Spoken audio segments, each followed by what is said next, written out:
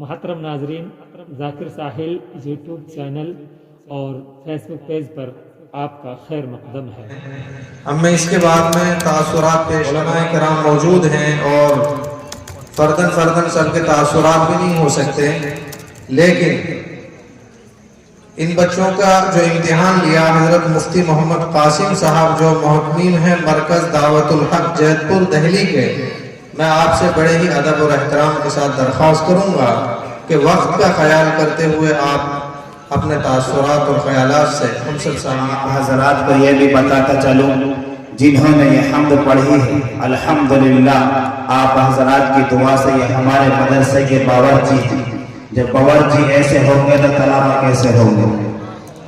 الحمدللہ ہمارا جو دوسرا باورچی، کیونکہ اس ادارے میں 2 باورچی ہیں، جو دوسرا بھی کام کر رہا ہے وہ بھی ماشاءاللہ باشرح ہے، نمازوں کا اہتمام، قرآن بہترین پڑھتا ہے، نعت پاک بھی بہترین پڑھتا ہے۔ الحمدللہ ہمیں اس بات کا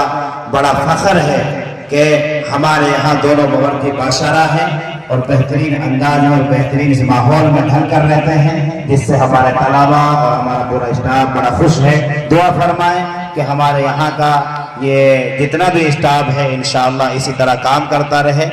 اس کے بعد میں ہمارے بہت عزیز اور بہت ہی مشیر جو الحمدللہ تعلیمی اعتبار سے ہمیں بڑے اچھے مشوروں سے نوازتے رہتے ہیں اور آپ کے جانے پہچانے اور مشہور و معروف شخصیت ہیں حضرت والا، کیونکہ حضرت والا کے استاد محترم جو آج کے ہمارے اس اجلاس کے مہمان خصوصی ہیں وہ یہاں موجود ہیں۔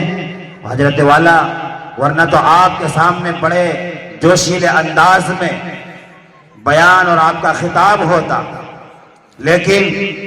چند منٹ میں آپ کے سامنے تاثرات بھی رکھیں گے، کیونکہ حضرت والا ہمارے اس ادارے کے اس سال ممتحن رہے ہیں، طلبہ کا امتحان بھی لیا ہے اور الحمدللہ حضرت والا گاہ سارے بچوں کا نہ صحیح کبھی کسی بچے کا قرآن سنتے رہتے ہیں۔ تو میری مراد حضرت والا سے حضرت مولانا مفتی محمد قاسم صاحب دامت برکاتہم ناظم تعلیمات مدرسہ مرکز دعوت الحق جیت پور کھڈا کالونی دہلی، میں حضرت والا سے درخواست کرتا ہوں کہ حضرت والا تشریف لائیں اور اپنے تاثرات پیش فرمائیں۔ میں حضرت والا کا استقبال کرتا ہوں اس شعر کے ساتھ: پھونک کر اپنے آشیانے کو روشنی بخشتی زمانے کو، آج تکبیر کی سینے میں دبی رکھتے ہیں، زندگی مثل بلال حبشی رکھتے ہیں۔ حضرت مولانا مفتی محمد قاسم صاحب دامت برکاتہم آپ کے حوالے۔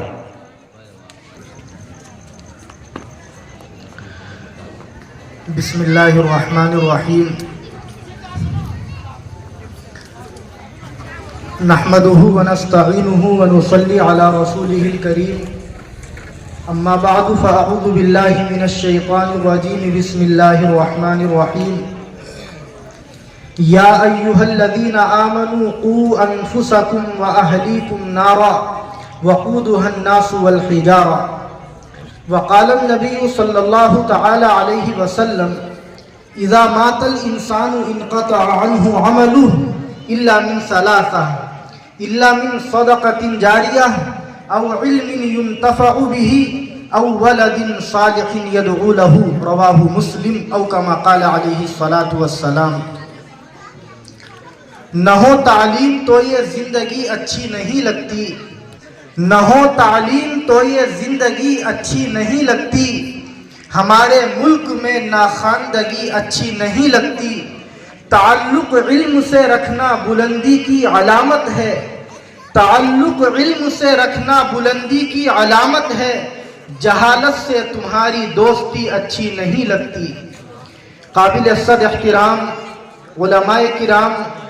معزز مہمانان کرام اور عزیز طلبہ، اور میری پیاری ماؤں اور بہنوں، السلام علیکم ورحمۃ اللہ تعالی وبرکاتہ۔ مجھے کوئی لمبی چوڑی تقریر نہیں کرنی، اس لیے کہ تقریر کرنے کے لیے ہمارے درمیان میں وہ عظیم شخصیت آئی ہوئی ہے جو ہم سب کے استادوں کے بھی استاد ہیں، جو مادر علمی دارالعلوم دیوبند کے نائب محتمم ہیں، جو مادر علمی دارالعلوم دیوبند کے عظیم ترین استاد ہیں۔ اس سے میری مراد حضرت اقدس مولانا مفتی راشد صاحب اعظمی نائب محتمم دارالعلوم دیوبند ہیں۔ آپ دیکھ رہے ہیں حضرت ہمارے درمیان میں تشریف لا چکے ہیں۔ ان کے سامنے مجھ جیسے ادنا طالب علم کا کچھ کہنا یقیناً یہ گستاخی ہے، اس لیے آپ حضرات اپنی اپنی جگہوں پر تشریف رکھیں۔ اگلے چند منٹوں میں انشاءاللہ حضرت ہمارے روبرو ہوں گے اور اپنی قیمتی نصیحتوں سے ہم سب کو مستفید فرمائیں گے۔ ہم سب قاری مبین صاحب کا، اس مدرسے کے اساتذہ کرام کا اور اس بستی کے تمام مسلمانوں کا اس بات پر شکریہ ادا کریں کہ ان حضرات کی ملی جلی کاوشوں اور ان حضرات کی مستقل کی دعاؤں کے طفیل ہمارے درمیان میں استاد محترم تشریف فرما ہوئے، ورنہ میں آج ایئرپورٹ سے حضرت کے ساتھ آ رہا تھا گاڑی میں، حضرت نے بتلایا گزشتہ کئی مہینوں سے مستقل راتوں کو ہندوستان کے طول و عرض میں آپ کے مختلف شہروں میں مختلف گاؤں کے اندر بیانات ہوتے رہتے ہیں۔ آپ کی مصروفیات کی بنیاد پر آپ کی تاریخ خالی نہیں ملتی، یہ آپ حضرات کی یقیناً دعائیں ہیں، قربانیاں ہیں، آپ حضرات کا خلوص اور جذبہ ہے۔ اللہ نے اس کو قبول کیا اور قاری صاحب کی دعوت پر حضرت ہمارے درمیان میں تشریف فرما ہوئے۔ اللہ تعالی حضرت کی آمد کو ہم سب کے لیے بے حد قبول فرمائے۔ بزرگان محترم، یہ جو مدرسہ ہے، جس مدرسے کے سالانہ اجلاس کے اندر ہم اور آپ جمع ہوئے ہیں،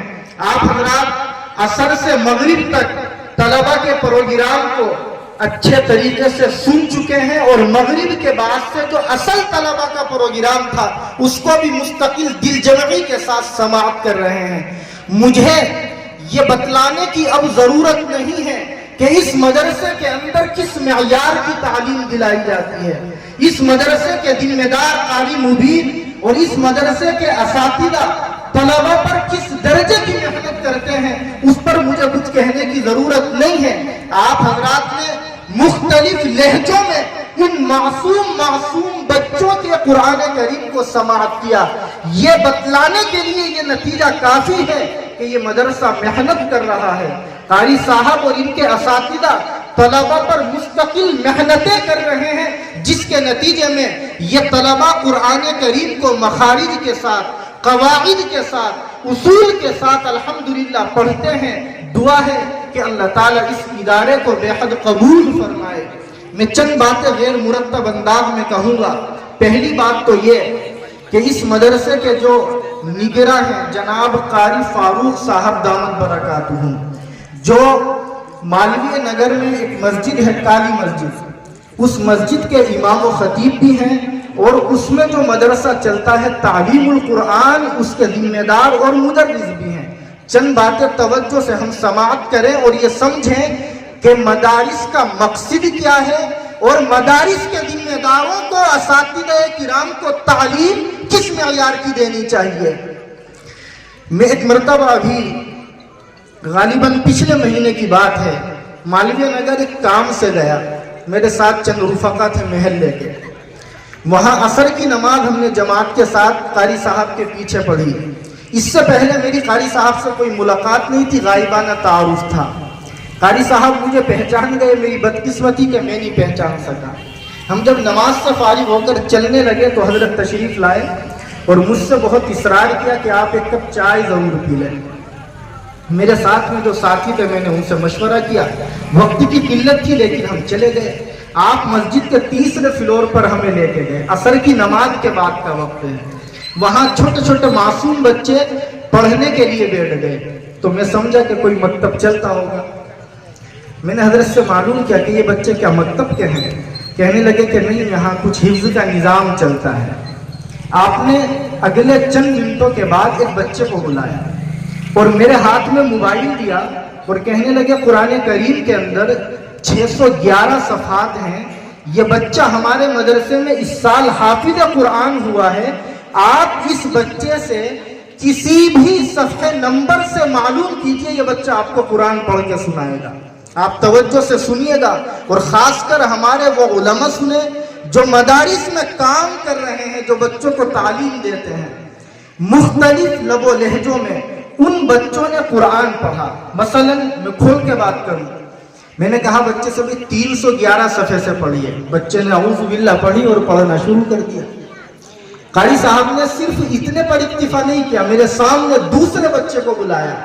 کہنے لگے آپ اس صفحے کے آخری نمبر پر جو آخری آیت ہے وہ پڑھیے۔ اس بچے نے وہاں سے وہ آیت پڑھ دی۔ یہاں جتنے حفاظ ہیں، کتنے ہی پڑھ کے وہ حافظ قرآن ہو جانتے ہیں من الجنتی والناس کے اوپر والی آیت کیا ہے، وہ پڑھنے کے لیے پہلے شروع سے پڑھیں گے قل اعوذ برب الناس، شاید ہم جب بتا پائیں گے کہ من الجنتی والناس کے اوپر والی آیت کون سی ہے۔ بچے نے بغیر کسی تأمل کے الحمدللہ اس آیت کو پڑھا، کہنے لگے کہ یہ کون سی منزل ہے، بچے نے بتلایا فلاں نمبر کی منزل، کہنے لگے کہ اس صفحے کے اوپر کیا کوئی رکوع ہے، کہ رکوع ہے، کون سا رکوع ہے، اس کا نمبر کیا ہے، یہ کس پارے کا رکوع ہے، یہ کس سورت کا رکوع ہے، یہ تمام مراحل میں نے اپنی آنکھوں سے دیکھے اور اپنے کانوں سے سنے۔ ہم بالکل ہکا بکا رہ گئے۔ تھوڑی دیر کے بعد بتلایا کہ قاری مبین صاحب کے 2 بچے بھی ہمارے یہاں حفظ کرتے ہیں۔ پھر میری سمجھ میں آیا کہ قاری صاحب نے لاک ڈاؤن سے پہلے میں یہاں آیا تھا امتحان کے لیے، تب بتلایا تھا کہ ہمارا ادارہ قاری فاروق صاحب کی زیر نگرانی چلتا ہے، تو میری پوری کیسٹ اس وقت سمجھ میں آئی کہ یہ ادارہ اس لیے کامیاب ہے کہ اس کے سرپرست کا خود قرآن کریم کے اوپر محنتوں کا یہ حال ہے جس کو میں اپنے الفاظ میں بیان نہیں کر سکتا۔ اس سے پہلے میں نے وہ منظر اپنے پڑوس کے ملک کے کچھ مدارس کے طلبہ کی زبانی یوٹیوب پر سنا تھا، اپنی آنکھوں سے نہیں دیکھا تھا۔ اس لیے ہم یہ بات بڑے فخر کے ساتھ اللہ کا شکریہ ادا کرتے ہوئے کہتے ہیں کہ آج ہم اس ادارے کے سالانہ اجلاس کے اندر جمع ہیں جو ادارہ قرآن کریم کو مخارج کے ساتھ، اصول کے ساتھ، ضابطوں کے ساتھ تعلیم دینے کا کام کرتا ہے۔ اس لیے ہم یہاں جتنے بھی علماء موجود ہیں، جتنے بھی مدارس سے تعلق رکھنے والے موجود ہیں، یہ پیغام لے کر کے جائیں کہ ایسے مدارس جو قرآن کریم کو صحیح معنوں میں پڑھاتے ہیں، ہم ان کی مکمل سپورٹ کریں گے، ہم ان مدارس کا مکمل ساتھ دیں گے، ہم ان مدارس میں کام کرنے والوں کو اپنی پلکوں پر بٹھائیں گے اور ان مدارس کے اساتذہ کرام کو ہم قدر کی نگاہوں سے دیکھیں گے۔ ورنہ آپ سب جانتے ہیں کہ مدارس صرف بلڈنگوں کا نام نہیں ہے، مدارس نام ہے تعلیم کا، مدارس نام ہے تربیت کا۔ میں یہ بات اس لیے بھی کہوں گا اس انداز سے، یہی روڈ پر جو ہمارا مدرسہ ہے اس میں عربی کی تعلیم ہوتی ہے مولویت کی، ہر سال سینکڑوں بچے آتے ہیں۔ اس سال بھی 24 طلبہ عربی اول کے اندر تھے۔ جب طالب علم عربی اول میں یعنی مولوی بننے کے لیے آتا ہے تو ہم اس کا امتحان لیتے ہیں، جائزہ لیتے ہیں کہ قرآن یاد ہے یا نہیں، پڑھتا کس طریقے سے ہے، اسے اردو آتی ہے یا نہیں، تبھی تو وہ مولوی بنے گا۔ میں آپ کی تسلی کے لیے یہ بات کہتا ہوں، ہمارے اس مدرسے میں دلی کے مختلف اداروں سے حافظ بننے والے طلبہ آتے ہیں، لیکن آپ کے اس مدرسے سے جو طلبہ جاتے ہیں ان کا جو معیار ہوتا ہے قرآن کریم کے پڑھنے کا، وہ دیگر مدارس سے آنے والے طلبہ کا نہیں ہوتا۔ یہ میں تجربے کے بات میں کہہ رہا ہوں۔ اس لیے یہ مدرسہ جو کام کر رہا ہے اس کام سے اگر ہمارے اساتذہ یہ دارالعلوم دیوبند مطمئن ہیں، وہاں کے فضلاء مطمئن ہیں، تو یہ اس علاقے کے لیے فخر سے کم نہیں ہے۔ ہم ان اداروں کو اپنی پلکوں پر بٹھائیں اور ان اداروں میں کام کرنے والوں کو قدر کی نگاہوں سے دیکھیں اور ان اداروں میں اپنے بچوں کو لے جانے سے بچیں اور اپنے بچوں کو تباہی سے بچائیں جو بہت اونچی بلڈنگوں کے اندر ہیں، جہاں خوب لائٹیں ہیں، جہاں تمام تر سہولیات مہیا ہے، لیکن اگر نہیں ہے تو تعلیم نہیں ہے۔ تعلیم نام مدرسوں کا ہے اور مدرسہ نام تعلیم کا ہے۔ اس لیے آپ کو ایسا نہ لگے کہ قاری صاحب نے مجھے شاید کوئی رشوت دے کے کھڑا کر دیا ہو کہ بھئی ہماری تعریف میں آپ کو قصیدے پڑھنے ہیں، یہ بالکل نہیں ہے۔ ہم صاف کہنا جانتے ہیں اور صاف کہنے کا سلیقہ بھی رکھتے ہیں۔ ابھی اتوار کے دن ایک اسکول کے اندر اس کی اوپننگ میں ہمارا جانا ہوا، ہم نے صاف لفظوں میں کہا کہ اس زمانے کے اندر اسلامک اسکول کی بات جو لوگ کرتے ہیں جو دیکھنے میں مسلمان سے نہیں لگتے، وہ کیا اسلامی تعلیم اور تربیت دیں گے؟ اس لیے ہم اپنے بچوں کو ان اداروں سے جوڑیں۔ اور قرآن کریم کی میں نے آیت پڑھی تھی، اس کا ترجمہ کر کے بات مکمل کروں۔ اللہ فرماتے ہیں اے ایمان والو، اپنے آپ کو اور اپنے گھر والوں کو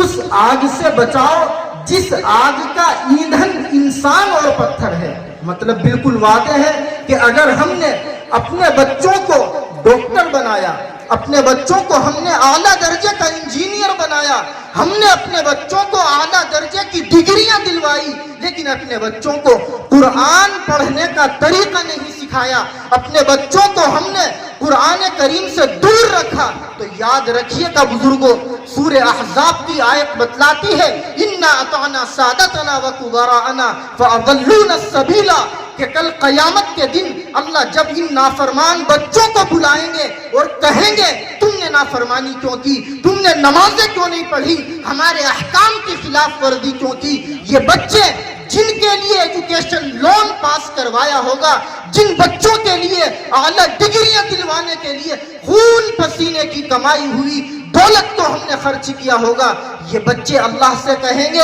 اے ہمارے پروردگار، ہماری کوئی غلطی نہیں ہے، ہم نے اپنے بڑوں کا کہنا مانا، ہم نے ماں باپ کا کہنا مانا، ان کی اطاعت کری، اے ہمارے پروردگار ان پر لعنت فرمائیے اور ان کے اوپر دوگنی سزا کو مرتب فرمائیے۔ غور کیجئے کہ وہ بچے جن کے لیے ہم نے تمام تر قربانیاں برداشت کی، اپنے آپ کو جہنم سے بچانے کے لیے ہمیں جہنم میں لے جانے کا سودا اللہ سے کریں گے۔ اس لیے بزرگوں، ہم اپنے بچوں کو دنیا کی تعلیم دلوائیں، ضرور دلوائیں، انجینئر بنائیں، ڈاکٹر بنائیں، جج بنائیں، لیکن سب سے پہلے اپنے بچے کو ہم مسلمان ضرور بنائیں، ایسا انجینئر بنائیں کہ جو ایک طرف نوئیڈا کی کسی سوسائٹی کا نقشہ بنا رہا ہو تو اس کی زبان پر قرآن کریم کی آیتیں ہو، ایسا ڈاکٹر بنائیں کہ جو ڈاکٹر آپریشن تھیٹر کے اندر آپریشن کرنے کے لیے ہتھیار تیار کر رہا ہو اور اس کی زبان پر قرآن کریم کی آیتیں ہوں۔ اگر ہم نے بچوں کو دینی تعلیم دلائی ہوگی، ان جیسے مدرسوں سے وابستہ کیا ہوگا، تو یقیناً ہم دنیا میں بھی کامیاب ہوں گے اور آخرت کی کامیابی بھی ہمارے قدم چومے گی۔ اللہ رب العزت سے دعا ہے کہ اس ادارے کو، اس کے ذمہ دار کو، اس کے اساتذہ کو اور جتنے بھی آپ تمام حضرات اس مدرسے کا کسی بھی طرح سے تعاون کرتے ہیں، سب کے تعاون کو بے حد قبول فرمائے اور ہم سب کے لیے اس ادارے کی تعلیم کو، خاص کر تجوید والی تعلیم کو ایک مشعل راہ کے طور پر اللہ ہم سب کو اختیار کرنے کی توفیق نصیب فرمائے۔ وآخر دعوانا ان الحمدللہ رب العالمین۔